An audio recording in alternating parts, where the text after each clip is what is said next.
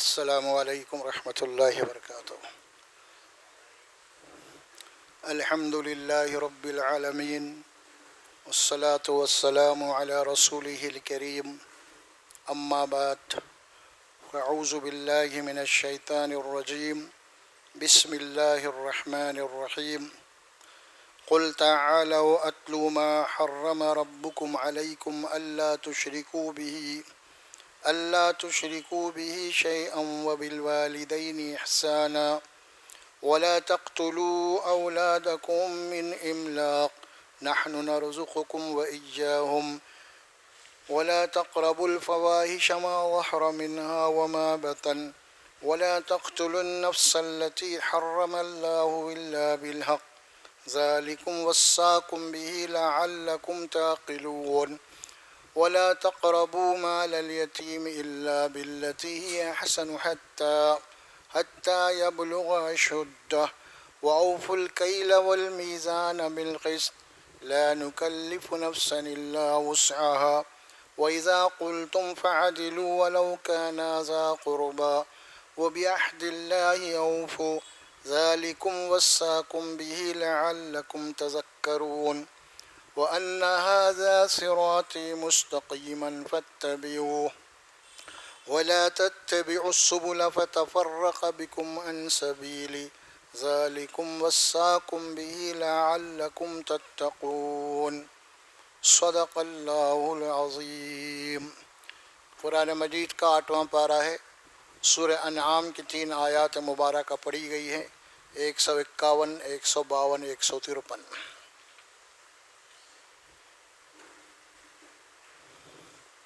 گزشتہ درس میں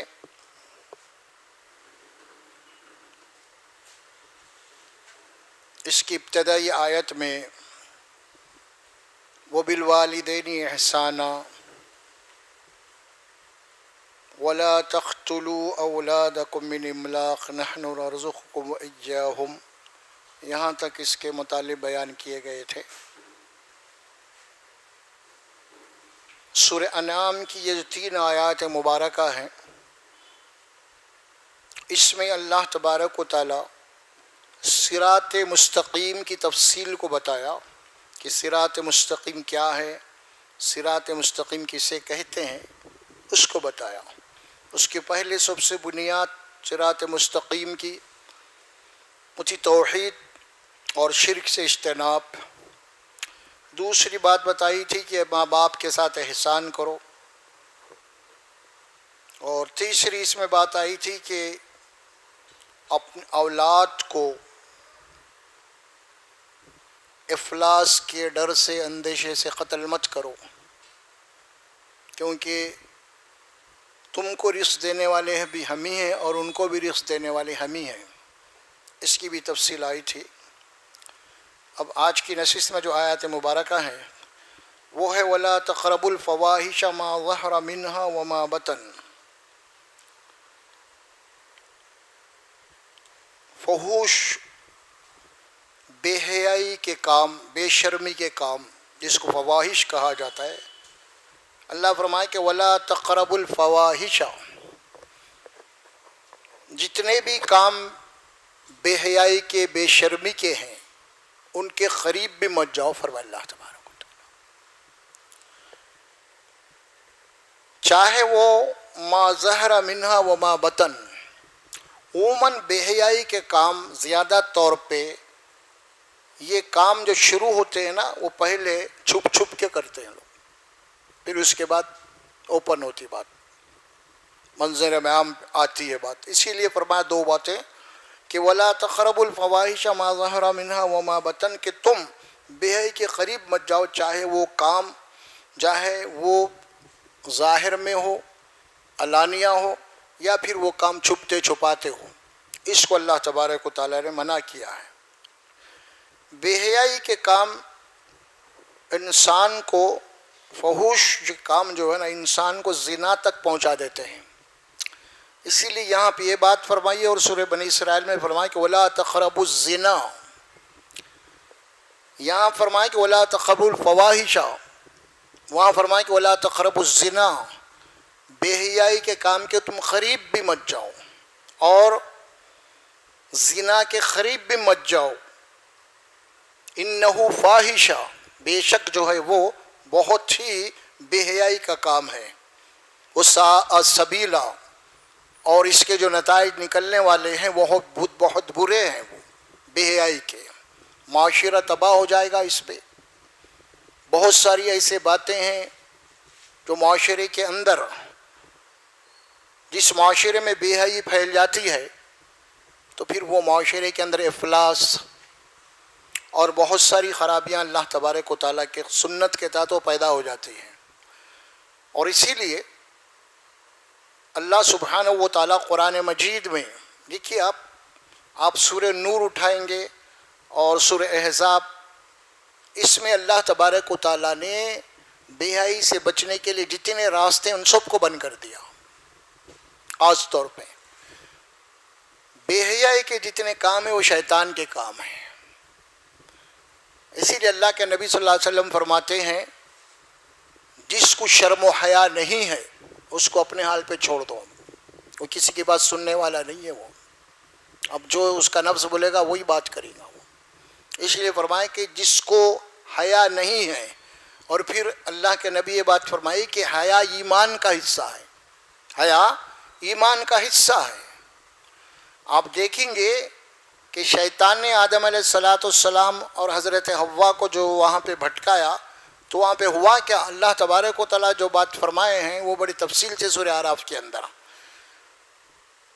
کہ جب اللہ نے منع کیا کہ اس درخت کے قریب مت جاؤ، اور وہ جب گئے اس درخت کا پھل کھائے تو اللہ فرماتے ان کے جسم کے اوپر جو جنت کا لباس تھا وہ اتر گیا، اور دونوں میاں بیوی اپنے جسم کے ان حصوں کو جو شرم کے ہوتے ہیں اس کو چھپانا شروع کر دیا. تو اس کے بعد اللہ تبارک و تعالیٰ بے حیائی کے متعلق فرماتے ہیں کہ دیکھو شیطان تمہارا کھلا دشمن ہے. تمہارے ماں باپ کو جنت سے ننگا کر کے نکلوایا ہو، کہیں ایسا نہ ہو جائے کہ تم بھی ننگا ہو جاؤ گے، پھر تمہیں بھی ننگا کرے گا. یہ بات اللہ خاص طور پہ فرمائے سورہ اعراف کے اندر. دیکھو شیطان تمہارا دشمن ہے، تمہارے ماں باپ کو اس نے جنت سے ننگا کر کے نکالا ہے.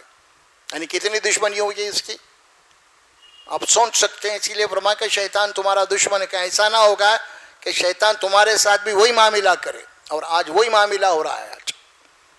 آج معاشرے کو ہم جائزہ لیں گے تو آج ایسے ایسے لباس ہم پہن رہے ہیں، پہننے کے بعد بھی ہمارے خواتین ننگی نظر آ رہی ہیں.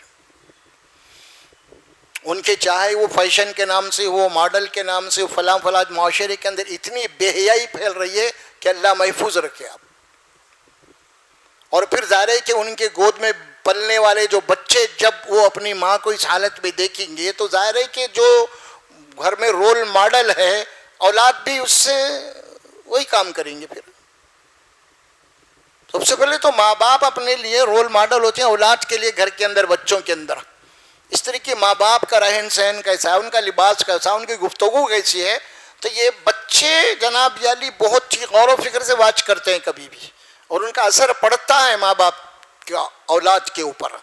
اسی لیے خاص طور پہ یہ بات فرمائی گئی ہے نا کہ دیکھو تمہارے ماں باپ کو ننگا کر کے شیطان نے نکالا، کہیں ایسا نہ کہ تم کو بھی ننگا نہ کرتے ہیں. اسی لیے اللہ سبحانہ و تعالیٰ فرمائے کہ تم اس کے قریب بھی مت جاؤ، زنا کے قریب مت جاؤ، کیونکہ زنا جو ہے بہت ہی بے حیائی کا کام ہے اور وہ بہت برا راستہ. انہو ساء سبیلا، اور جس راستے پہ یہ لوگ جا رہے ہیں وہ بہت برا ہے وہ راستہ. اسی لیے قرآن مجید میں آپ دیکھتے ہیں کہ سورہ جمعہ کے اندر جو آیت پڑھی جاتی ہے ہمیشہ، اس میں اللہ تعالیٰ پابندی کے ساتھ یہ بات بتاتے ہیں ہر جمعہ میں، ان اللہ یأمر بالعدل والاحسان وایتاء ذی القربى وینہی عن الفحشاء. ہر جمعہ میں آتی آیت ہے. اس میں ایک یہ بھی ہے کہ تمہارا رب تمہیں منع کرتا ہے کہ بے حیائی کے کاموں سے، بے شرمی کے کاموں سے. وہ تین باتیں اللہ جس کے اندر حکم ہے، تین باتوں سے روکا ہے. اس کے اندر جس کے تین باتوں سے روکا ہے اس میں پہلی بات یہی ہے وَيَنْهَى عَنِ الْفَحْشَاءِ وَالْمُنْكَرِ وَالْبَغْيِ. جو منکر ہے، برائی کے جتنے کام ہیں اللہ تمہیں منع کرتا ہے.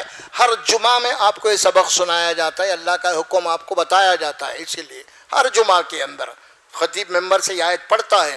تو یہاں وہی بات فرمائی اللہ سبحانہ وتعالیٰ وَلَا تَقْرَبُوا الْفَوَاحِشَ مَا ظَهَرَ مِنْهَا وَمَا بَطَنَ، لباس کے سلسلے میں، کیونکہ اللہ تبارک و تعالیٰ اللہ نے لباس کو اپنی نشانی فرمایا ہے، یا بنی آدم قد انزلنا الیکم لباسا یواری سوآتکم وریشا وذالک لباس التقوی ذالک من آیات اللہ، اے بنی آدم، اولاد کے آدم، اللہ نے تمہارے لیے آسمان سے لباس کا انتظام کیا ہے، لباس یواری سوآتکم، اور یہ لباس اسی لیے اللہ تعالیٰ نے اتارا ہے تمہارے لیے کہ لباس کے ذریعے سے تم اپنے جسم کو ڈھانکتے ہو، چھپاتے ہو۔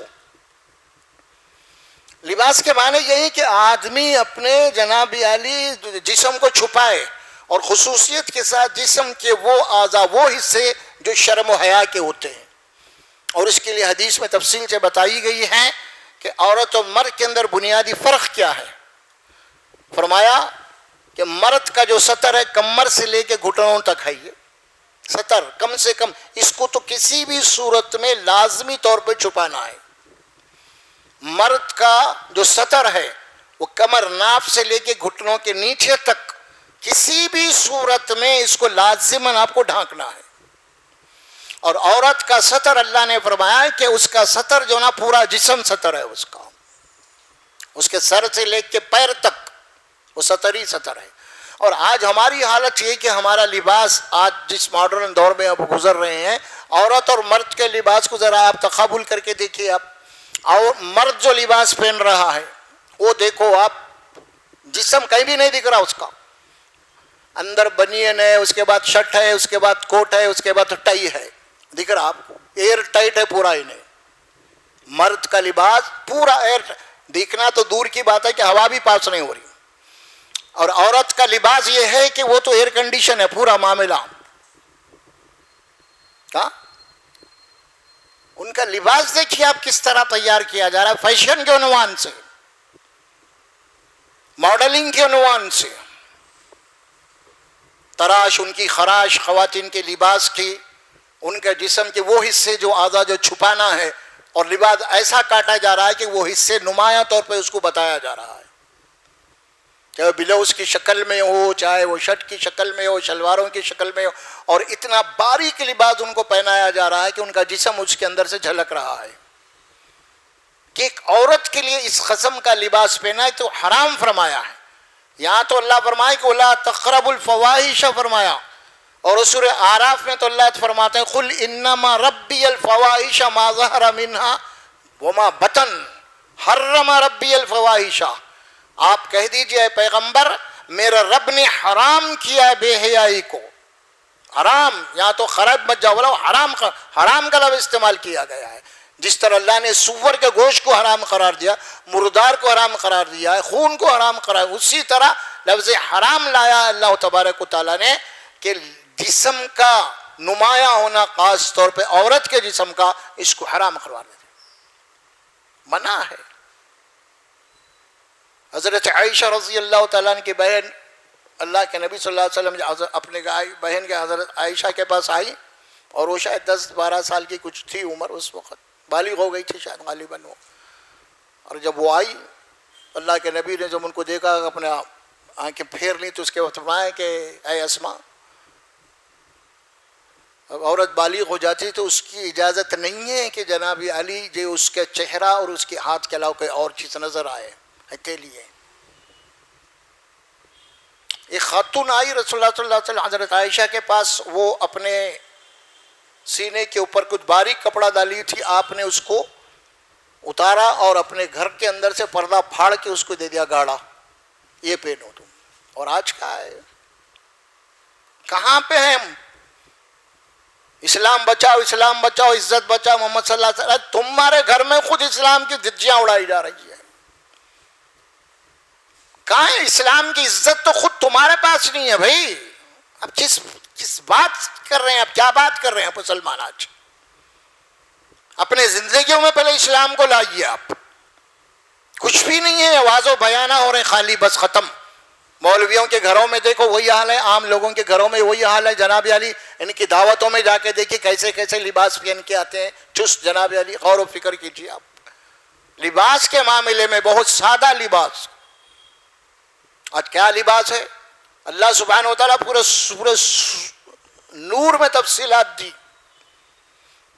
اور سورہ احزاب میں تفصیلات دی.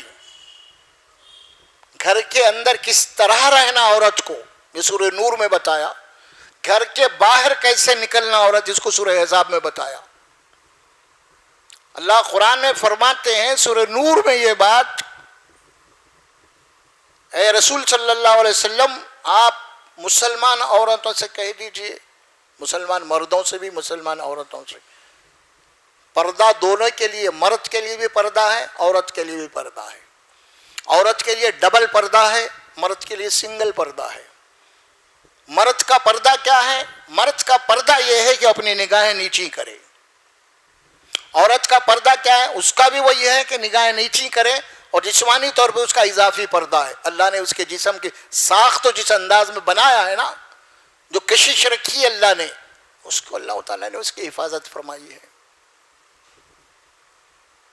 اسی لیے ہمارے یہاں جتنے بھی گوشے پردے کے احکامات آئے ہیں شریعت میں، قرآن اور حدیث میں، اس کی بہت ہی اہمیت ہے. اس کی خاص طور پہ سورہ نور میں اللہ سبحانہ و تعالیٰ فرماتے ہیں کہ میں کچھ پڑھ کے سنائی دیتا ہوں کہ وہ جو ہے آپ مومن مردوں سے کہہ دیجئے کہ اپنے نگاہوں کو نیچی رکھیں.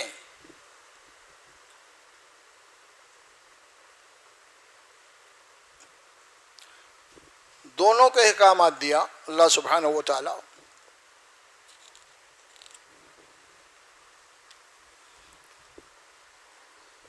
اور یہ بات بھی اللہ سبحانہ و تعالیٰ قرآن مجید میں فرمائی ہے. دیکھیے آپ سورہ نور میں یہ بات ہے، ان الذین یحبون ان تشیع الفاحشۃ فی الذین آمنوا لهم عذاب علیم فی الدنیا والآخرہ واللہ یعلم وانتم لا تعلمون.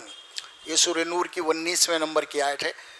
ان الذین یحبون، بے شک جو لوگ اس بات کو پسند کرتے ہیں، یہ چاہتے ہیں کہ ایمان والوں کے معاشرے میں بے حیائی پھیلے،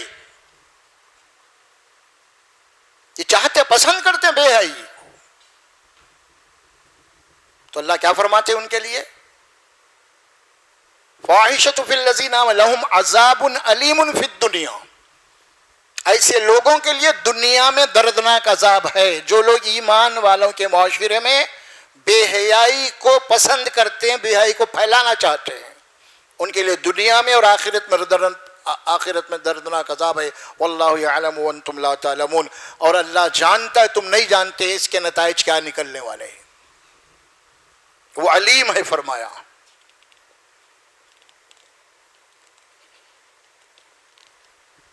اب احکامات جو دیے جا رہے ہیں آپ دیکھیے کہ یا ایھا الذین آمنوا لا تدخلوا بیوتا غیر بیوتکم حتی تستأنسوا وتسلموا علی اہلہا. یہ سب باتیں پردے کے اور حیا کے ہیں. یہ ایمان والوں کو حکم دیا جا رہا ہے کہ اے ایمان والو لا تدخلوا بیوتا غیر بیوتکم، تم ایک دوسروں کے گھر کے اندر بغیر کسی اجازت کے داخل مت ہو. کتنی تفصیلات دی جا رہی ہیں قرآن میں. داخل مت ہو چاہے وہ بھائی کا گھر ہو. دیکھیے اس میں ایک بڑی بات آتی ہے. جب یہ آیت مبارکہ نازل ہوئی تو ایک صحابی نے، اللہ کے نبی نے آیت پڑھ کے سنائی کہ تم جو ہے ایک دوسروں کے گھروں کے اندر بغیر اجازت کے داخل مت ہو. ایک صحابی تھے، یا رسول اللہ صلی اللہ علیہ وسلم میرے گھر میں میری ماں کے علاوہ بھی کوئی نہیں رہتا، ماں کے علاوہ بھی کوئی نہیں رہتا، تو کیا میں اپنی ماں سے بھی اجازت لوں؟ آپ نے ہاں اپنی ماں سے اجازت لو. پھر دوبارہ پوچھا اس نے، یا رسول اللہ میری ماں ہے اس کے علاوہ اور کوئی نہیں ہے، تو کیا میں ان سے بھی؟ ہاں. پھر تیسری، یا رسول اللہ میری ماں ہے اور کوئی نہیں ہے، کیا میں ان سے بھی ہاں اجازت لے؟ پھر جب پوچھا تو اللہ کے نبی نے فرمایا کیا تو اپنی ماں کو ننگی دیکھنا چاہتا ہے؟ اور کر رہے ہیں آپ. ہو سکتا ہے کہ تو باہر ماں کی حالت میں پائنے میں کپڑے بدلے کچھ بھی تم زپ بول کے گھس گئیں گے تو، اسی لیے کوئی نہیں ہے، لیکن ماں بھی اگر ہے تو اجازت لے کے گھر میں داخل ہو جاؤ. کیا فرمایا؟ حتی تستانسوا وتسلموا علی اہلہا. اور جب داخل ہو تو گھر والوں کے اوپر سلامتی کے لیے دعا کرو اللہ سے. ذالکم خیر لکم لعلکم تذکرون. اسی میں تمہاری بھلائی ہے، اسی میں تمہاری خیریت ہے، تاکہ تم اللہ کے اس حکم کو یاد رکھو فرمایا۔ اب آگے چل کے کچھ باتیں آ رہی ہیں، لیکن اس کے بعد اللہ فرماتے ہیں قُل لِّلْمُؤْمِنِينَ يَغُضُّوا مِنْ أَبْصَارِهِمْ وَيَحْفَظُوا فُرُوجَهُمْ، آپ کہہ دیجئے کہ ایمان والے مردوں سے کہ وہ اپنی نظروں کو نیچی رکھیں۔ یہ مرد کو حکم دیا گیا، پہلا پردہ مرد کا ہے، پہلا پردہ مرد کا ہے، عورت کا بعد میں ہے۔ آپ چاہے کتنے ہی گوشے کی پابندی کریں، لیکن جس کے دل و دماغ میں بے حیائی ہے نا، وہ کتنا بھی گوشہ پردے میں عورت نے تو برابر جھانک تانک کرتا ہے وہ۔ اسی لیے رسول اللہ صلی اللہ علیہ وسلم جب اللہ کے نبی نے فرمایا جب تم کسی کے گھر جاؤ تو پہلے سلام کرو، اور دروازے کے سامنے نہیں ٹھہرنا، کوئی کنارے پہ ٹھہر کے سلام کرنا۔ اگر وہ آئے خدا نخواستہ ایک دم دروازہ کھول دیے، کنارے پہ ٹھہرو اور 3 دفعے سلام کرو، 3 دفعے بھی سلام کا جواب نہیں آیا تو پھر واپس چلے جاؤ تم، اس میں تمہارے لیے بہتر یہ فرمایا اللہ نے۔ وہی بات ہے یہاں پہ، اس کے فرمائیں گے فَإِن لَّمْ تَجِدُوا فِيهَا أَحَدًا فَلَا تَدْخُلُوا حَتَّىٰ يُؤْذَنَ لَكُمْ وَإِنْ قِيلَ لَكُمُ ارْجِعُوا فَارْجِعُوا هُوَ أَزْكَىٰ لَكُمْ، اگر وہ گھر والے کہہ دیں تو واپس چلے جاؤ تو واپس چلے جاؤ، کوئی شکایت نہیں۔ ہو سکتا ہے کہ بھئی وہ کس کام میں، کیا کام ہے، محفوظ ہے، فلاں فلاں فلاں، اس دور کی باتیں تھیں۔ آج کا دور چونکہ ہر ٹیکنالوجی کا ایڈوانس دور ہے، آج آپ جانے سے پہلے بھی ان کو خبر دے سکتے کہ میں آ رہا ہوں۔ پہلے کا دور جو تھا آگے نہیں، یہ حالات جب تھے، لیکن اب کیا آپ کے پاس فون ہے، آ رہے ہیں فلاں فلاں، بہت ساری سہولت آج پہنچ چکی ہے۔ واللہ بما تعملون علیم، اور اللہ تبارک و تعالیٰ تمہارے اعمال کو جانتا ہے فرمایا۔ اب یہ آیت آئی کہ پہلے ایمان والوں کو حکم دیا گیا ہے کہ وہ اپنے نظروں کا پردہ کرے، اپنے نگاہوں کا پردہ کرے، کیونکہ نگاہ جو ہوتی ہے نا، اسی لیے حدیث میں بات آئی کہ اللہ کے نبی نے فرمایا کہ دیکھو اگر تم کسی راستے میں جا رہے ہیں کہ ایسی کوئی اجنبی عورت دکھ گئی اور نظر پڑ گئی تو پہلی نظر تمہارے لیے معاف ہے، دوبارہ جو نظر ہوگی وہ تو ارادتاً ہوگی، پھر منع کر دیا اس کو، دوبارہ جو نظر ہوگی وہ ارادتاً ہوگی پھر اب، اسی لیے وہ نظر معاف نہیں، انجانی طور پہ اچانک نظر پڑ گئی اپنے نگاہوں کو نیچی کر لو فرمایا۔ پہلے ایمان والوں کو اللہ نے حکم دیا کہ وہ نظر اپنے نگاہوں کا پردہ کر، اپنے نگاہوں کو پست کر لے، یغضوا من ابصارہم ویحفظوا فروجہم، اللہ نے ڈائریکٹ بات فرما دی، نگاہوں کو نیچی رکھو اور اپنے شرمگاہوں کی حفاظت کرو۔ کیا مطلب ہے اس کا؟ اس کا مطلب یہ ہے اللہ نے ہمیں بنایا ہے، وہ جانتا ہے، اسی لیے جب انسان کسی غیر عورت کو گھور کے دیکھتا ہے نگاہوں سے تو اس کا اثر جو ہے اس کی شہوات پہ پڑتا ہے، شہوات اس کے ابھرتی ہیں، شیطان تو لگا ہوا ہے آپ پیچھے، دشمن آپ کا، آپ کتنے بھی متقی کیوں نہ ہو جائے۔ یہ بات دیکھیے آپ سورہ یوسف جو نازل ہوا ہے نا، پیغمبر صلی اللہ علیہ وسلم احسن القصص فرمایا سورہ یوسف کو، اللہ نے بہترین واقعہ ہے سورہ یوسف، اس کو آدمی روزانہ پڑھنا چاہیے سورہ یوسف کو، روزانہ پڑھیے آپ ترجمے کے ساتھ، دیکھیے کیا کیا چیزیں اس کے اندر سے نکلتی ہیں آپ کے لیے۔ اس میں یوسف علیہ السلام کی خوبصورتی کا بھی معاملہ ہے، پھر مصر کی جو خاتون تھی اس کے بادشاہ کی بیٹی، بہرحال تفصیلات آئی نا، انہوں نے ڈیرا ڈالا، یوسف علیہ السلام سے وہ چاہتی تھی کہ بھئی وہ میرے ساتھ صحبت کرے، بہرحال یوسف علیہ السلام تفصیلات آئی، سارے کھڑکیاں بند کر دی، دروازہ بند کر دیا اور کہے یوسف آؤ میری خواہش کو پورا کرو۔ یوسف علیہ السلام بہرحال بھاگ رہے، یہ کر رہے ہیں، وہ تفصیلات آئی۔ اس کے بعد اللہ سبحانہ و تعالیٰ یہ بات فرماتے ہیں اگر یوسف علیہ السلام اپنے رب کی نشانی کو اگر نہیں دیکھتے تو وہ عورت کے داؤ میں آ گئے تھے، پھر عورت تو پوری نیت کر لی تھی، لیکن اللہ فرماتے لقد کتنوا شیئا خلیلا، فرمایا کہ یوسف علیہ السلام بھی ذرا ذرا مائل ہو رہے تھے، اگر اپنے رب کی نشانی کو نہیں دیکھتے تو وہ بھی پھسل جاتے تھے۔ پھر بہت بڑی بات ہے نا، کیونکہ اس کے بعد ہی یہ فرمائی گئی کہ دیکھو میں تو ہوئی ہوں، لیکن کسی کا جو نفس ہے نا، جو نفس امارہ ہے، وہ تو برائی کی طرف اکساتا ہے کیسا بھی، اور اسے جو بچ گیا فرمایا۔ نفس کی خواہشات ہر انسان کو لگی ہوئی ہیں، اس میں کوئی مستثنا نہیں ہے، تمہارا بڑے سے بڑا مولوی بھی پھنس سکتا ہے، کئی مولوی پھنسے ہوئے ہیں بھی اس میں اللہ ماشاءاللہ. تو اللہ فرمائے کہ سب سے پہلی بات فرمائے کہ اپنی نگاہوں کی نیچی رکھو، نگاہوں کا پردہ کرو. یغض من ابصارہم ویحفظوا فروجہم، اور اپنے شرمگاہوں کی حفاظت کرو.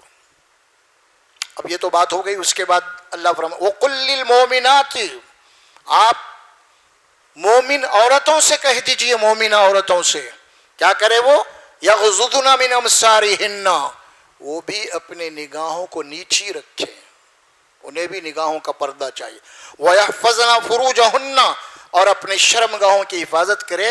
وَلَا يُبْدِينَ زِينَتَهُنَّ إِلَّا مَا ظَهَرَ مِنْهَا، اور اپنے بناؤ سنگار کو ظاہر نہ کرے. وہ دیکھیے آپ، وَلَا يُبْدِينَ زِينَتَ، ان کی جو زینت ہے، ان کا جو بناؤ سنگار ہے، ان کا جو میک اپ ہے، جو بھی ہے گھر کے اندر، وہ ظاہر نہ کریں غیر مردوں کے لیے، سوائے شوہر سے ہٹ کے ظاہر نہ ہونے دیں. وہ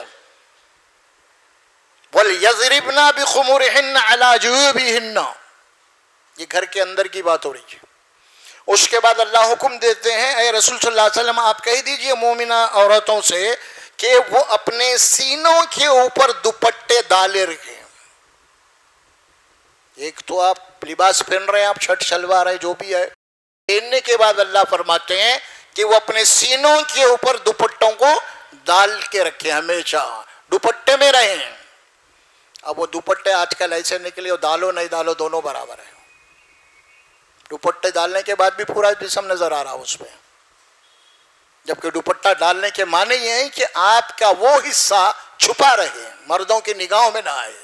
یہاں فرماتے ہیں زینتہن بخمرہن علی جیوبہن ولا یبدین زینتہن الا لبعولتہا، اپنے زینت کو، اپنے بناؤ سنگار کو اپنے شوہروں کے سامنے ظاہر کرو، شوہروں کے لیے زینت کرو. لیکن آج ہمارا حالت یہ ہے کہ شوہر کے لیے ہم نہ اچھے کپڑے پہنتے، نہ اچھا زیور پہنتے. ہم گھر میں اجاڑ صورت بنا لے کے، اجاڑ کپڑے پہن لے کے رہتے ہیں.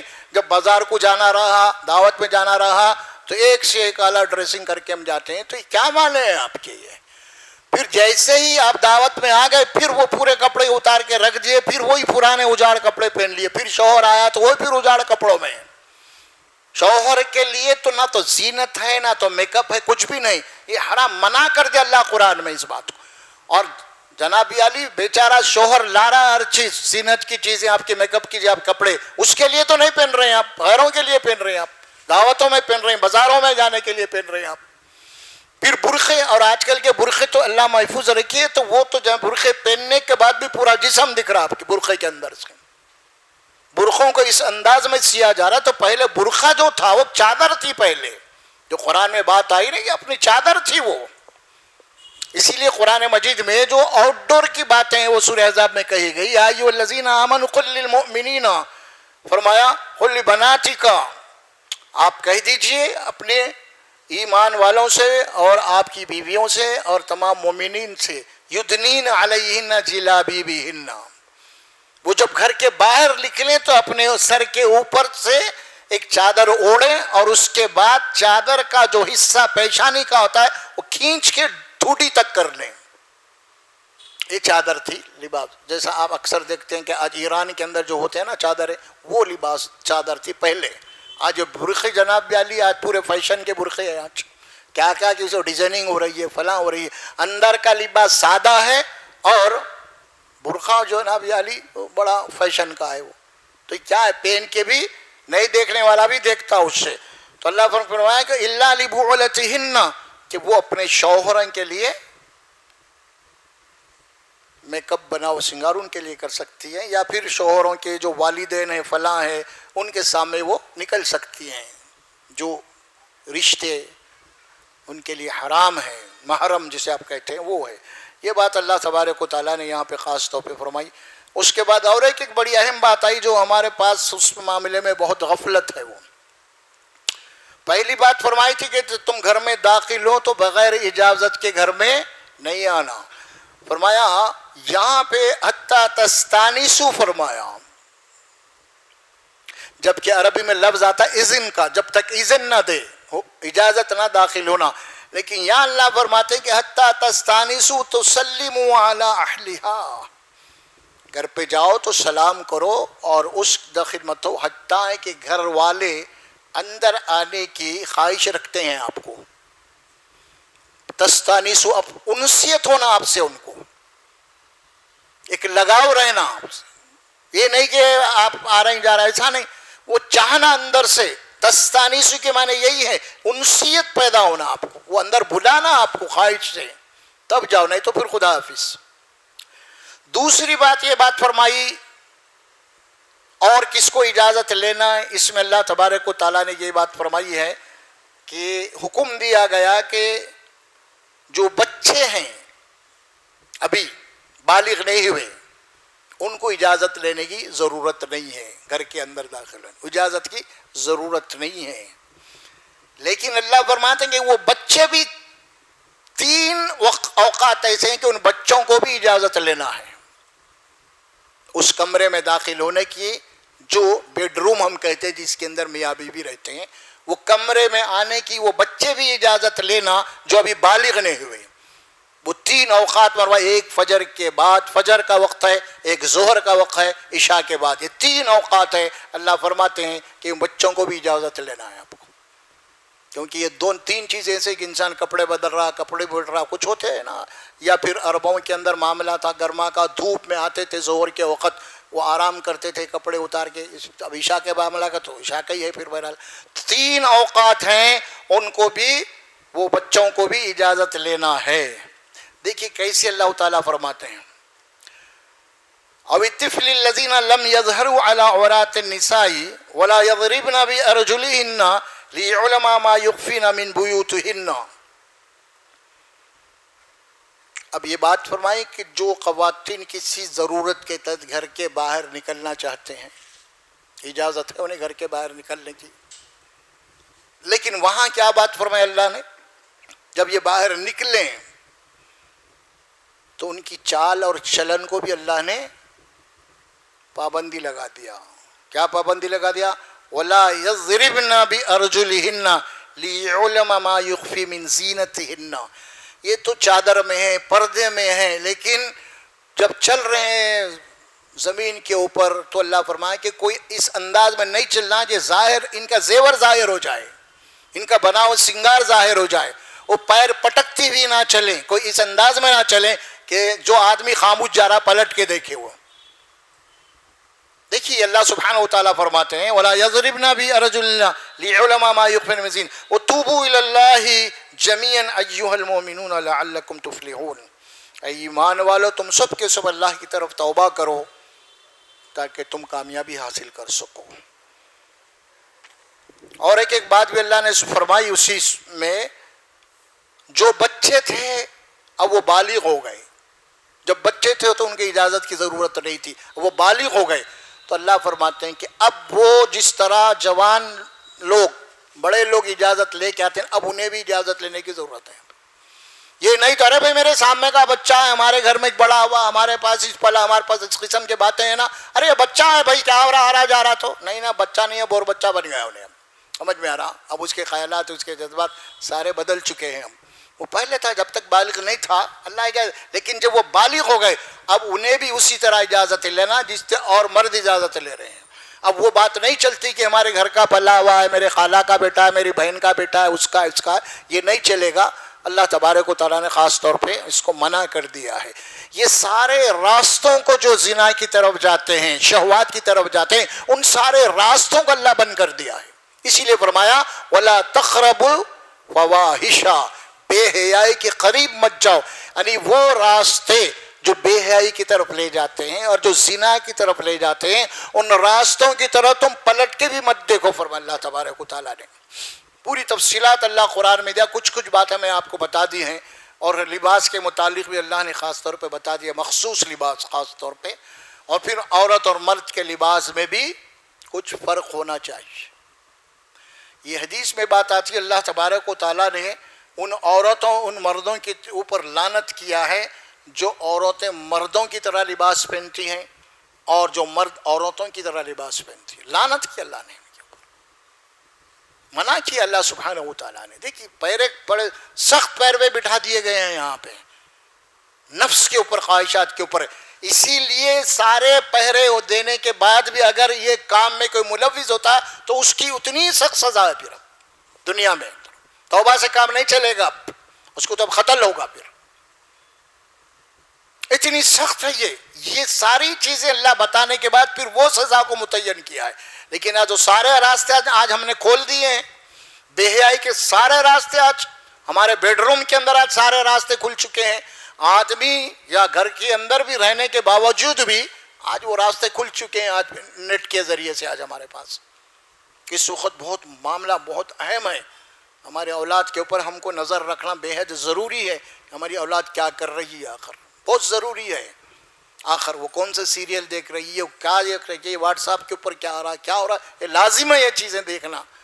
حال پہ چھوڑ دیں گے تو پھر اس کے بعد جناب یعنی کوئی بات اگر غلط ہو گئی بات تو پھر ظاہر ہے کہ سوائے دنیا کے اندر بھی منہ کالا ہو جائے گا ہمارا, اور آخرت میں تو جو نا عذاب ہی عذاب ہے, پھر اللہ کے پاس پوچھ ہونے والی ہے. اسی لیے فرمایا کہ وَلَا تَقْرَبُوا الْفَوَاحِشَ مَا ظَهَرَ مِنْهَا وَمَا بَطَنَ. جو بھی بے حیائی کے کام ہیں, برے کام ہیں, فحوش کے کام ہیں, وہ چاہے ظاہر میں ہو چاہے چھپے ہوئے ہو, اس کے قریب بھی مت جاؤ. شیطان کا سب سے پہلا وار یہی ہے, وہ تم کو ننگا کر دینا چاہتا ہے. ننگا, تمہارے ماں باپ کو ننگا کیا ہے اس نے, اور تمہیں بھی ننگا کر کے جنت سے محروم کرنے والا ہے وہ. لہٰذا وہ تمہارا دشمن ہے. اور اللہ نے لباس کو تمہارے لیے اتارا ہے.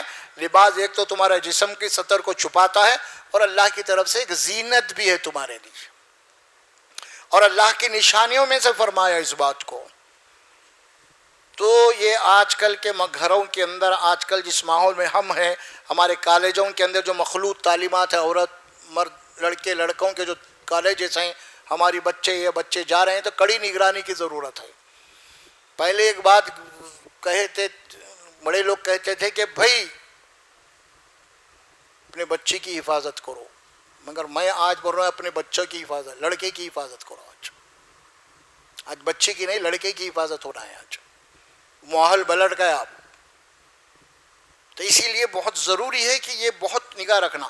اور پھر اللہ تبارک و تعالیٰ یہ بات قرآن میں فرماتے ہیں, یہ جو احکامات دیا ہے سورہ نساء میں, خاص طور پہ جنسی معاملات میں, اس کے بعد اللہ خاص طور پہ یہ بات فرماتے ہیں کہ خلق الانسان ضعیفا. یہ خلق الانسان ضعیفا میں جو اللہ فرماتے ہیں کہ انسان جنسی معاملات میں سب سے کمزور ہے, پیدا ہوا ہے. ہر ایک کا مقابلہ کریں گا, اور جنگ میں دشمن کو مار دیں گا, یہ کریں گا ہر جگہ, مگر جنسی معاملات بہت خطرناک ہے. یہاں کلاٹی کھاتا ہے انسان. اسی لیے فرمایا جنسی معاملات میں انسان بہت کمزور ہے. خلق الانسان ضعیفا. دیکھیے اب بڈھے سے بڈھا بھی اگر ہے, وہ دماغی طور پہ بڈھا ہوا لیکن خواہشات تو جوان رہتے لوگ. اسی لیے اللہ نے فرمایا خاص طور پہ اس معاملے میں اللہ نے بڑے سخت احکامات دیے ہیں خاص طور پہ. اور سورہ احزاب میں ازواج مطہرات کو مخاطب کرتے ہوئے اللہ سبحانہ و تعالیٰ فرمایا یا نساء النبی لستن کاحد من النساء ان اتقیتن فلا تخضعن بالقول. اے نبی کی بیویوں, تمہارا مقام بہت اعلیٰ ہے, تم عام عورتوں کے طرح نہیں ہو. اس کے بعد وہاں فرماتی ہیں جب ضرورت کے تحت اگر کسی سے گفتگو کرنا پڑے, اللہ کے نبی گھر میں نہیں ہے, کوئی آ گئے اور اس وقت گفتگو کرنی پڑے, تو وہاں فرماتے ہیں اللہ سبحانہ فلا تخضعن بالقول. جب گفتگو کرو تو اپنے آواز کو نرم مت کرو, لچھے دار انداز میں گفتگو مت کرو. اس سے بات صرف ضرورت کی کرنا, کون ہے, کیا ہے, کیا کام ہے, کہاں سے آتے ہیں, کیا نام ہے, خدا حافظ, تاکہ آنے کے بعد اپنے شوہر کو آپ بتا سکتے ہیں فلاں آدمی آتے, فلاں مقام سے آتے, فلاں کام سے آتے. لمبی چوڑی تقریر نہیں, گفتگو نہیں, ابھی نہیں ہے وہ نہیں ہے, بعد میں آتے ہیں گھر پہ, جو لیے ختم برخاست. فلا تخضعن بالقول. اللہ کیا فرماتے اس کے بعد فَيَطْمَعَ الَّذِي فِي قَلْبِهِ مَرَضٌ. دیکھو اگر کسی کے دل میں اگر کوئی بیماری ہے، کسے کیا معلوم کہ اس کے دل میں کیا ہے؟ اگر کوئی مرد آپ کے گھر پہ آیا، باہر سے گفتگو کر رہے تھے، گفتگو بڑی پیاری ہو رہی ہے، بڑی نرم انداز میں ہو رہی ہے، اچھے دار گفتگو ہو رہی ہے، اللہ پر اگر اس کے دل میں کوئی بیماری ہے تو وہ تم سے ایک امید لے کے جائے گا، پھر فَيَطْمَعَ الَّذِي فِي قَلْبِهِ، ایک امید باندھ جائیں گی تم سے، اور بار بار آئیں گا ایسے وقت پہ، وہ جب مرد آدمی گھر پہ نہیں، وہی ٹائم پہ آئیں گا، وہ اس کی آواز اس کے دل میں گھر کر گئی، آپ کی آواز اب ایک امید باندھ گئی آپ سے. یہ ہے سورہ احزاب، پڑھو آپ، 22واں پارہ شاید شروع ہوتا، وَمَن يَقْنُتْ، تو وہاں اللہ سبحانہ و تعالیٰ فرمایا ازواج مطہرات کو مخاطب کر کے فرما وَقُلْنَا قَوْلًا مَعْرُوفًا، لمبی چوڑی گفتگو نہیں، بات صرف دو ٹوک کرو، معروف بات کرو، وہی بس کیا بات ہے، کیا کام ہے، کیا نام ہے، کہاں سے ہے، برخاست، اس کے بعد خدا حافظ. کیوں بات بتایا اللہ تبارک، اور یہ بات بتایا کہ وَيَطْمَعَ الَّذِي فِي قَلْبِهِ مَرَضٌ، جس کے دل میں اگر کوئی بیماری ہے تم سے امید لے کے جائے گا پھر وہ. اور آج کل ہے ویسا ہمارے پاس، ہمارے عورتیں ہمارے شوہروں سے اتنے اچھے انداز میں بات نہیں کرتے، لیکن شوہر کے دوستوں سے بڑے پیارے انداز میں بات کرتے. اکثر شوہروں سے جب دیکھیں منہ جلا لے کے کہ اسی انداز میں رف ٹپ بات کرتے ہیں، لیکن دوسرے کو نہ آئے تو بڑے پیارے انداز میں اس میں ہوتی ہے، اور دوست بھی تعریف کرتا رہے، یار تمہاری بیوی کی تھی اخلاق کی ہے بھائی، سمجھ میں آ رہا؟ اس کے کیا معلوم کتنے بد اخلاقی ہے، میرے ساتھ کیا ہوتا، اب کوئی آ گیا تو ایسی بات ہو رہی. ہاں، تو اللہ سبحانہ و تعالیٰ فرماتے ہیں قرآن میں، یہ ساری چیزیں کیا ہے، یہ ساری چیزیں فحوش اور منکرات کی طرف لے جانے والی ہے، یہ زنا کے دروازوں کو کھولنے والی ہے. تو ہر دروازہ، ہر کھڑکی، ہر سوراخ کو اللہ نے پیک کر دیا ہے ہر طریقے سے. وَلَا تَقْرَبُوا الزِّنَا وَلَا تَقْرَبُوا الْفَوَاحِشَ کہتے ہوئے قریب بھی مت جاؤ اس کے. بے حیائی کا کام کرنا تو دور کی بات ہے، بے حیائی بے شرمی کے کام کے قریب بھی مت جاؤ تم، کہ قریب جاؤ گے تو اندیشہ ہے کہ تم پھنس جاؤ گے، پھر اس کے اندر ملوث ہو جاؤ گے تم اس کے اندر کسی نہ کسی اعتبار سے. یہ منع کر دیا گیا. ما ظہر منہا وما بطن، اس کے بعد والی آیت آ رہی ہے، اس کی تفصیلات اور بھی احادیث کے اندر بھی خاص طور پہ غور کیجیے آپ، کہ ہمارے یہاں یہ بات آتی ہے نا، اکثر گھروں کے اندر بھی ہوتی ہے، گھر کے اندر 4 بھائیاں، 4 ہیں، چاروں کے بیویاں ہیں، تو اس میں یہ ہوتا ہے کہ بھئی ایک بات ایسی بھی آتی ہے کہ صحابی سے پوچھا، یا رسول اللہ میرے دیور ہیں، ہے نا، ایک ہی گھر میرے دیور ہے، یہ ان سے بھی کیا پردہ، ان سے بھی پردہ دیور. وہ دیور تو تیرے لیے آگ ہے فرمایا آپ نے. کئی ایسے کیسز ہوئے ہیں دنیا گھروں کے اندر، دیکھا ہوگا آپ نے. بہرحال شیطان کا معاملہ ہے، نہ دیور، نہ خلیرا بھائی، نہ چچیرا بھائی، نہ تیرا بھائی، کوئی نہیں، سب سے پردہ، سب سے گوشہ. یہ اللہ کا بنایا ہوا نظام ہے. اور جتنے بھی ہم دیکھ رہے ہیں یہ سب قریبی لوگ ہیں، گڑبڑ کرے سو ہر جگہ، ہر جگہ خلیرا بھائی، تیرا بھائی، ممیرا بھائی، وہ بھائی، یہ بھائی، یہی ہو زیادہ طور پہ، کیونکہ ان کو آسانی ہے نا راستہ، اسی لیے اس کو منع کر دیا گیا ہے. وَلَا تَقْرَبُوا الْفَوَاحِشَ مَا ظَهَرَ مِنْهَا وَمَا بَطَنَ وَلَا تَقْتُلُوا النَّفْسَ الَّتِي حَرَّمَ اللَّهُ إِلَّا بِالْحَقِّ. اس کے دوسری بات فرمایا صراط مستقیم کی، کہ تم کسی نفس کو قتل مت کرو، کسی نفس کو قتل کرنے کا کسی کو حق نہیں ہے. حرم اللہ، جس نے اللہ میں حرام کرے، الا بالحق، الا یہ کہ کوئی حق حاصل ہو جائے. اللہ حق کیا ہے؟ وہ یہی ہے، آدمی کوئی قتل کرا تو اس کا قتل کا بدلہ قتل ہے، اور وہ بھی آپ بدلہ نہیں لے سکتے، وہ تو وقت کی حکومت لے گی، ریاست لے گی، وہ لے گی. پھر وہ نہیں، آپ اس کو پکڑ کے لیں گے قتل کا بدلہ قتل، تو پھر اس کا آدمی آپ کے کوئی بھائی کو قتل، اب یہ سلسلہ جاری ہوگا. اسی لیے اس کا معاملہ کیا ہوگا؟ حکومت کے ہوگا، اس کے قوانین جو ہوتے ہیں. اسی لیے فرمایا کہ اسلام کے اندر انسان کے جانوں کی حرمت ہے، بہت اہم ہے اس بات کو. چاہے لفظ انسان ہو، چاہے وہ مسلمان ہو، کافر ہو، مشرک ہو، اللہ فرماتے ہیں کہ ہر انسان کے حرمت ہے جان کی اللہ کے پاس. اس کو اللہ پیدا کیا ہے، آپ کون ہیں تو اس کو مارنے والے آپ. اسی لیے قرآن میں یہ بات بتائی گئی سورۃ مائدہ کے اندر، بڑی پیاری بات یہ کہی گئی، کتنی بنیادی بات ہے.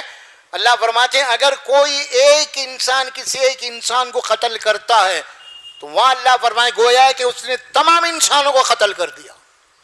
اگر کوئی انسان ایک انسان کی جان کو بچاتا ہے تو گویا کہ اس نے تمام انسانوں کی جانوں کی جناب علی حفاظت کی ہے. چاہے کہ آپ کافر مسلم کا بحث نہیں ہے اس کے اندر, یہ تخصیص مت کیجئے. آپ مسلم غیر مسلم کی یہ جو الفاظ استعمال کرتے ہیں نا آپ کافر مشرک, یہ قطعی غلط ہے. یہ اللہ تبارک و تعالیٰ کو پسند نہیں ہے. اجازت نہیں دی اللہ نے آپ کسی کو کافر بولو, کسی کو دشمن بولو, آپ کسی کو مشرک بولو, کسی کو منافق بولو. نہیں, یہ تقسیمی غلط ہے یہ. اور اپنے آپ کو مومن بولو اور آپ بولے کہ میں جنتی ہوں باقی سب دوزخی ہے, میں حق پہ ہوں باقی سب گمراہ ہیں. یہ تقسیم بہت غلط ہے. یہ اپنے آپ کو دھوکہ دینا ہے. یہ منع کر دیا ہے. تو اللہ نے فرمایا کہ کسی بھی نفس کو, کسی انسان کو قتل نہیں کر سکتے. اللہ نے حرام قرار دیا اللہ بالحق, اللہ ہے کہ کوئی یہ حق آپ کے ہو جائے. وہ ایک اللہ فرماتے ہیں الحر بالحر والعبد بالعبد, قصاص کا معاملہ جو اللہ فرماتے ہیں اگر وہ ہو جائے. ذالکم وصاکم بہ لعلکم تعقلون. قتل آج اتنا ہو رہا ہے کہ معمولی باتوں پہ قتل ہو جا رہا ہے. آج اللہ کے نبی صلی اللہ علیہ وسلم فرماتے ہیں ایک دور آنے والا ہے کہ میری امت میں حرج عام ہو جائے گا. صحابہ نے یا رسول اللہ حرج کیا ہے؟ قتل عام ہو جائے گا, قتل عام ہو جائے گا. اللہ کے نبی نے فرمایا صلی اللہ علیہ وسلم ایک دور ایسا آنے والا ہے قتل کا, انسان قتل کرنے کے بعد سوچے میں کیوں قتل کروں آخر اس کو معلوم بھی نہیں ہوگا کہ میں کسی لیے اس کا قتل کیا ہوں. آخر بلا سوچے سمجھے جذبات میں غصے میں قتل. اور دین کے نام پہ قتل تو بہت بڑا جرم ہے اللہ کے پاس, جو آج کل ہمارے پاس ہو رہے نا یہ اس قسم سے. آپ کو حق نہیں ہے. دیکھیے اب آپ یہ جو ہو رہے ہیں جتنے بھی ہے ہمارے پاس احتجاج فلاں اس میں قتل خون تک بھی بات چلے جاتی ہے. اب حرام ہے, دین کے نام پہ ہو رہا ہے. اب یہ کوئی آدمی اسمگلر رہا ہے, وہ ہے, یہ ہے, دادا لوگ ہیں, گنڈے مار رہے ہیں, الگ بات ہے. لیکن دین کے نام پہ, رحمت للعالمین کے نام پہ اگر قتل ہو رہا ہے اس سے بڑا جرم کچھ بھی نہیں ہے زمین کے اوپر. آپ نے اپنی زندگی کے اندر کسی کو بھی جو آپ کو ستائے, آپ کو تکلیف دیے, آپ کی شان میں گستاخی کرے, آپ گالی گلوچ کرے, کبھی آپ نے یہ نہیں کہا ان کو قتل کرو, ان کو مارو. آپ نے تو دعائیں ان کے لیے دعائیں کی ہیں. آپ نے جو آپ کو گالیاں دے رہے تھے, جو آپ کو ستا رہے تھے, جو آپ کی شان میں گستاخیاں کر رہے تھے, آپ نے تو راتوں اٹھ کے لمبے لمبے سجدے کیے ان کے لیے اللہ کے آگے. اللہ ان کو ہدایت دے. کیا بات ہے, ابو جہل اور عمر بن خطاب کے لیے اللہ کے نبی راتوں کو اٹھ کے دعا کیے, اللہ ان کو ہدایت دے. اللہ نے ایک کے حق میں دعا قبول کر لی, حضرت عمر. اور ابو جہل وہ تو گیا محروم رہا. اللہ کے نبی نے دعائیں کی ان کے لیے, جان کے پیاسے تھے وہ تو رسول اللہ کے. وطن سے نکال دیا آپ کو, آپ کے ساتھ اتنی دشمنی کی, بدترین 3 سال تک معاشی بائیکاٹ کر دیا. آپ نے کبھی کوئی بات ایسی نہیں کی قتل کی. اور آج ان کو ماننے والوں کی حالت یہ ہے. آج ہم سمجھ رہے ہیں اس کو جہاد ہے, ہم سمجھ رہے ہیں بہت اچھا کام کر رہے ہیں, ہم سمجھ رہے ہیں نبی سے عقیدت ہے. یہ نہیں, نبی کی یہ تعلیمات ہی نہیں ہے, نبی کا یہ مزاج نہیں ہے, نبی کی یہ سوچ نہیں ہے, اور نبی نے اپنی امت کو یہ تعلیم نہیں دی. آج جو کچھ بھی ہو رہا ہے مسلمانوں کے جذبات ہیں, ٹھیک ہے جذبات ہے, لیکن جذبات کو بھی آپ جو جناب علی شریعت کے اندر جکڑ کے رکھنا. آپ کے جذبات کو بھی قرآن نبی کے احکامات کے اوپر آپ پابند ہے. آپ کے جذبات بھی حدود اللہ کے اندر ہونا ہے. آپ کے یہ کون سے جذبات ہیں آپ کے؟ عجیب و غریب ہے معاملہ. تو سوچیے آپ نکلے میں مسجد کو اذان دے کے بار بار بولا مسجد کو آنے کے لیے تیار نہیں, روڈوں پہ آنے فوری تیار ہے آپ نہیں. یہ برسات کے مینڈوکوں کی ضرورت نہیں ہے اللہ کو. اس کے بعد کدھر ہے کہاں ہے پتہ ہی نہیں چل رہا. تو نہیں, اللہ نے فرمایا حرام ہے یہ کام. اور اس کے بعد فرمایا ذالکم وصاکم بہ لعلکم تعقلون. اللہ تبارک و تعالیٰ تمہیں تاکیدی حکم دیتا ہے تاکہ تم اپنی عقل سے کام لو، سمجھداری سے کام لو۔ یہ آیت نمبر 51، اس کے بعد آنے والی ہے 52، اس کے بعد آنے والی 53۔ یہ صراط مستقیم کی تفصیل آ رہی ہے، کیونکہ آخری آیت میں اللہ فرماتے ہیں یہ ہے سیدھا راستہ، وَأَنَّ هَذَا صِرَاطِ مُسْتَقِيمًا، آخری آیت ہے فائنل۔ اس سارے احکامات کے بعد اللہ فرماتے ہیں یہ سیدھا راستہ جو باتیں آپ کو بتائی گئی ہیں۔ اسی لیے بہت ضروری ہے کہ قرآن پڑھنا۔ قرآن جب تک آپ سوچ کے سمجھ کے غور و فکر کے ساتھ نہیں پڑھیں گے، آپ کے اندر بیلنس نہیں پیدا ہوگا، اعتدال نہیں پیدا ہوگا آپ کے، پھر یہی جذبات میں جائیں گے آپ۔ جذبات میں ہی تو آپ کا بھی نقصان کریں گے، ملت کا بھی نقصان کریں گے آپ۔ جذبات میں آنے کے بعد جذبات سے کام نہیں چلتا میرے بھائی، ہوش سے کام چلتا ہے۔ کچھ جذبات ہو گئے، اس کے بعد کہاں گئے کدھر کے کوئی بھی نہیں دکھ رہا، کہاں ہے پھر اس کے بعد کوئی نہیں۔ پھر جذبات ہو گئے کہ بھئی اس کے بعد ہوا کیا؟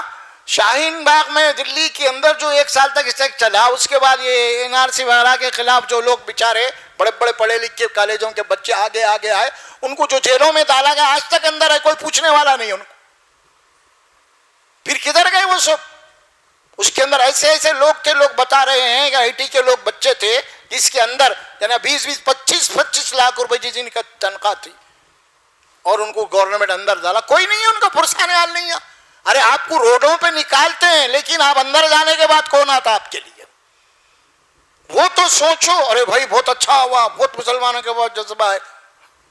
یہ وقتی آئی ہے، اسلام وقتی تعلیم نہیں دیتا، اسی لیے مسلمانوں کے پاس بہت جذبہ پیدا، اس زمانے میں بھی قرآن میں نبی کے دور میں بھی مسلمانوں کو بہت جذبہ ہوا تھا۔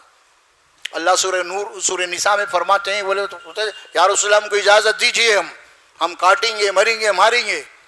اللہ تعالیٰ فرمایا کہ دیکھو وَأَقِیمُوا الصَّلَاةَ وَآتُوا الزَّکَاةَ وَكُفُّوا أَیْدِیَکُم، اب یہ نماز کی پابندی کرو، نماز کا نظام قائم کرو، زکوٰۃ ادا کرو، اور اپنے ہاتھوں کو روکے رکھو۔ پھر ہم جب دیں گے حالات کے اوپر، جب دیکھیں گے تمہارے اندر کتنی ہے، اس وقت دیکھیں گے تمہارے ایمان کو۔ اب جو قدرت نہیں، ابھی ہے نہیں تم، یہ بات فرمایا۔ پھر اللہ فرماتے ہیں اس کے بعد جب ہم نے ان کو قتال کا، جہاد کا حکم دیا، تو ایسے ڈرنے لگے جیسا کہ اللہ کا کوئی عذاب ہے۔ اس کے بعد کہنے اللہ ابھی سے کیوں کر، ابھی تھوڑے دن دیتا لانا، مہلت دینا تھا تو ہمارے کو، ابھی ہم تیاری سے نہیں کرے۔ جب بول رہے ہیں، اب جب اجازت دیں گے تو بھاگ رہے تھے، اور جب اللہ اجازت دیا اٹھو اب لڑو، اور تھوڑی مہلت دے اللہ، ابھی تو ہم تیاری سے نہیں کرے۔ یہ ساری باتیں جب تک قرآن نہیں پڑھیں گے بیلنس نہیں آئے گا آپ کو۔ یہ گارنٹی اللہ کی، قرآن سے تربیت ہوگی، قرآن سے تزکیہ ہوگا، قرآن ہی کے ذریعے سے آپ کے اندر اجتماعی طاقت اور قوت پیدا ہوگی۔ تو پھر اس کے بعد انہیں زندہ باد مردہ آباد ختم۔ اس کے بعد کون کی کدھر کی بھوکے مر رہے لوگ آج، ہے کیا ہوا؟ نہیں ہے۔ عقل سے کام لو، بولا اللہ تعالیٰ ذالکم وصاکم بہ لعلکم تعقلون، تمہیں اللہ تاکیدی حکم دیتا ہے تاکہ تم اپنی عقل سے کام لو۔ اللہ نے جو تمہیں عقل دی ہے نا، بہت بڑی نعمت ہے یہ اللہ کی۔ قرآن کے بعد اگر انسان کے پاس کوئی نعمت ہے تو وہ عقل کی ہے۔ وہ عقل نہیں استعمال کریں گے، خالی جذباتی تقریریں کر دیں گے، آپ پبلک کو ابھار دیں گے، آپ نوجوانوں کو، اور وہ بھی زندہ باد مردہ آباد والے کے نکلیں گے۔ اس کے بعد ابھارنے والے کدھر ہے کی، انہوں کدھر ہے کی، آپس میں اس کے بعد کوئی ربط نہیں ہے۔ خالی تقریر کی حد تک تھا، وہ بس سامنے بیٹھے، انہوں ابھار دیے، جذبات میں لا لیے اور نکل گئے۔ اس کے بعد انہوں کدھر گئے بھائی نہیں معلوم۔ اب یہ لوگ قوم کے ہمدر نہیں ہوتے، قوم کے دشمن ہوتے ہیں، قوم کو پھنسا کے غائب ہو جاتے ہیں۔ اسی لیے قوم کو چاہیے کہ وہ کتاب اللہ کو تھامے، قرآن کو تھامے، اللہ کی کتاب پڑھیں، وہ سمجھیں تمہیں کب کیا کرنا ہے، کب کیا کرنا ہے، اور تمہارے ذمے جو کام ہے وہ تم پہلے کرو کام۔ اللہ کے ذمے جو کام ہے وہ اللہ کریں گا، پھر آپ پہلے اپنا کام تو کرو۔ تم جو کام اللہ کا ہے آپ کرنا چاہتے ہو، آپ انتخاب نہیں لے سکتے کسی سے، آپ بڑی بڑی طاقتوں سے انتخاب نہیں، وہ تو اللہ لینے والا ہے۔ وہ اللہ جب تک آپ کا ساتھ نہیں دے گا آپ کسی سے مقابلہ نہیں کر سکتے۔ آپ کسی سے مقابلہ نہیں کر سکتے جب تک اللہ آپ کا ساتھ نہ دے، آپ کی نصرت نہ کرے، آپ کی مدد نہ کرے، آپ کسی سے بدلہ نہیں لے سکتے، کسی سے مقابلہ نہیں کر سکتے. اور اللہ تبارک و تعالیٰ اسی وقت مدد کریں گا مسلمانوں کو جب وہ اپنی ذمہ داریاں پوری کریں گے. وہ اس کے بغیر نہیں ہوگا. جب حجت پوری ہونا ہے، جب تک حجت نہیں ہویں گی اس وقت تک اللہ آپ کے دشمن کو نیست اور نابود نہیں کرے گا. کیونکہ دشمن کے آگے بھی دین کو آپ کو پیش کرنا ہے، اس کے بعد یہ بات ہوگی، اس سے پہلے نہیں ہوگی. کیونکہ یہ نہیں معلوم کہ دشمن کی صفوں میں کتنے ایسے لوگ ہوں گے جن کے اوپر ابھی دین واضح نہیں ہوا، اور دین واضح ہونے کے بعد اللہ جانتا ہے کہ وہ اسلام میں داخل ہوں گے. وہ اللہ جانتا ہے. دیکھیے اللہ کے نبی صلی اللہ علیہ وسلم اگر صحابہ کو بول دیتے کہ عمر بہت دشمنی کر رہے ہیں، بول دے کہ کسی بھی طرح تم جو نا عمر کو قتل کر دے، اگر حکم دیتے تو عمر بچتے تھے. صحابہ کرام جان پہ کھیل کے عمر کو قتل کر دیتے. تو اگر عمر قتل ہو جاتے تو پھر وہ عمر اسلام کو کہاں ملتا؟ پھر وہ عمر اسلام کو کہاں ملتا اگر اللہ کے نبی قتل کرتے؟ ارے بھائی آپ سوچو، آپ کے سامنے پوری سیرت رسول اللہ کی، صحابہ کرام کی پوری جنابی حیاتیں ہیں. کب تمہیں کیا کرنا ہے کیا نہیں کرنا ہے وہ اسلام آپ کو سکھا رہا ہے. ایک تو قرآن موجود ہے اور عملی طور پہ صحابہ کا ریکارڈ ہے، رسول اللہ صلی اللہ علیہ وسلم کی زندگی ہے. آپ نے کب کیسا کام لیا، کن سے کام لیا، آپ کا منشا کیا تھا، آپ کا نظریہ کیا تھا، آپ نے کن کن کو استعمال کیا، کب استعمال کیا، یہ ساری باتیں سیرت میں محفوظ ہیں. بھائی بڑے بڑے قبیلے اسلام کے اندر ایمان لے کے آ گئے. کیا حکمت عملی تھی وہ رسول اللہ کے آخر؟ وہ کیا حکمت عملی تھی؟ قبیلے یدخلون فی دین اللہ افواجا. اللہ فرماتا ہے کہ دین کے اندر ایک بہت فوج داخل ہو رہا ہے. آج کہاں ہے؟ نہیں، آج خالی غیر ضروری جناب علی مشتعل کر رہے مسلمانوں کو. زندہ باد مرد آباد نہیں چلنے والی بات یہ ہے. سوائے نقصان کے اور کچھ بھی نہیں ہوگا. دنیا کا بھی نقصان ہوگا، آخرت کا بھی نقصان ہوگا. یہ اندھے جذبات اللہ کو پسند نہیں ہیں. تو بہرحال ذالکم وصاکم بہ لعلکم تعقلون. اللہ تبارک و تعالیٰ تمہیں وصیت کرتا ہے، تاکیدی حکم دیتا ہے کہ تم عقل سے کام لو. اگلی آیت ہے انشاءاللہ آگے اس کی وضاحت کریں گے. بارک اللہ لی ولکم فی القرآن العظیم ونفعنا وإیاکم بالآیات والذکر الحکیم. وقولوا قولی ھذا استغفر اللہ لی ولکم ولسائر المسلمین برحمتک یا رب.